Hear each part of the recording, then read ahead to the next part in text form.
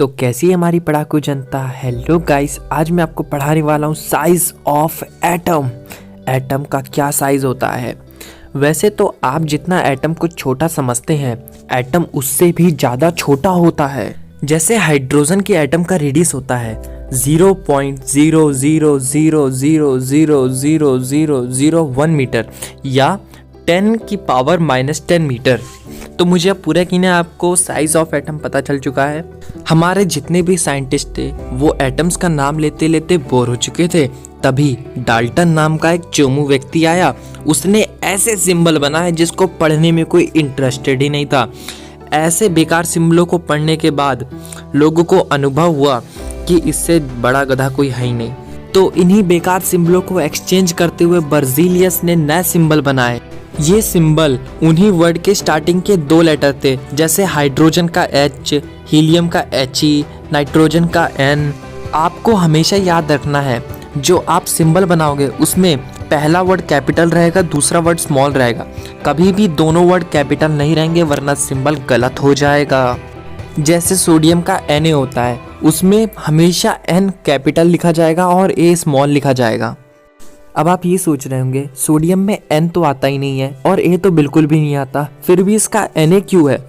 इसका Na इसलिए क्योंकि कुछ वर्ड लैटिन शब्द से लिए गए हैं। लैटिन में सोडियम को नेट्रियम कहते हैं एंड आयरन को Fe कहते हैं और Fe होता है फेरम। आई होप आपको ये समझ में आ चुका होगा। तो चलिए पढ़ते हैं एटॉमिक मास। भाइयों और मेरी प्यारी बहनों, केमिस्ट्री में दुनिया भर के एलिमेंट्स होते हैं। उन्हीं एलिमेंट के एक एटम के मास को एटॉमिक मास कहते हैं।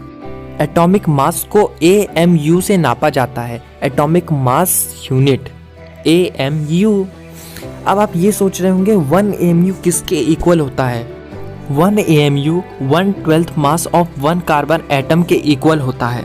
जो ज़्यादातर एलिमेंट्स होते हैं वो अकेले सर्वाइव नहीं कर पाते हैं और उन्हें रश करना तो आता ही नहीं है, जिस वजह से उनकी रैंक दिन प्रतिदिन डिक्रीज होती जा रही है।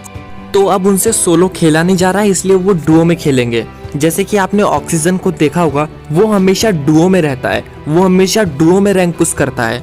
अभी भी आपको ऑक्सीजन सोलो में नहीं दिखेगा, वो हमेशा डुओ में ही रहेगा।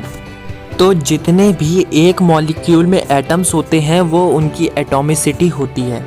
हीलियम गैस में एक एटम होता है तो उसकी एटॉमिसिटी 1 है, यानी वो हमेशा सोलो में ही खेलता है, वो मोनो एटॉमिक है। ऑक्सीजन की एटॉमिसिटी 2 है, यानी वो डायोटॉमिक है, वो हमेशा डुओ में खेलता है। ओजोन की एटॉमिसिटी 3 है, वो हमेशा 3 लोगों में खेलते हैं, यानी वो टेट्राटॉमिक है। अगर किसी की 4 या 4 से ज़्यादा हो, जैसे अगर वो स्क्वाड में खेल रहे हैं तो उन्हें पॉलीएटॉमिक कहेंगे। जैसे सल्फर हमेशा स्क्वाड में खेलता है क्योंकि सल्फर कभी भी सोलो या डुओ नहीं खेल पाता। तो चलिए बात करते हैं आयंस की। कुछ एलिमेंट्स में चार्ज होता है, उसी को आयंस कहते हैं। आयंस 2 टाइप के होते हैं, पॉजिटिव को कटायंस कहते हैं और नेगेटिव को अनायंस कहते हैं। अब आप ये सोचेंगे कि हम आयंस पढ़ क्यों रहे हैं। आयंस बेसिकली केमिकल फॉर्मूला लिखने में यूज होते हैं, इसलिए आयंस पढ़ रहे हैं। तो चलो अब हम रूल्स जानते हैं कि केमिकल फॉर्मूला कैसे बनता है। तो हमारा पहला रूल है चार्ज मस्ट बी बैलेंस्ड, और हमेशा पहले मेटल का नाम लिखा जाएगा, बाद में नॉन मेटल का नाम लिखा जाएगा। कोई भी फॉर्मूला बनाने के लिए आपको एटम्स के चार्ज पता होने चाहिए। अगर आपको एटम्स के चार्ज नहीं पता तो आप कैसे फॉर्मूला बनाओगे। जैसे हमने यहाँ पे 2 टर्म लिए, हाइड्रोजन एंड सल्फर। हाइड्रोजन पे +1 का चार्ज होता है एंड सल्फर पे -2 का चार्ज होता है।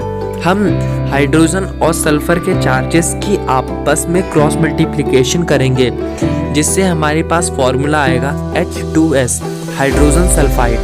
हमने क्रॉस मल्टीप्लिकेशन इसलिए किया है ताकि चार्ज बैलेंस हो जाए। हमारा दूसरा रूल है अगर पॉलीएटॉमिक आयंस पर फॉर्मूले में कोई नंबर होगा तो वो ब्रैकेट लगाकर लिखेंगे। अब आप ये सोच रहे होंगे कि पॉलीएटॉमिक आयंस क्या होते हैं।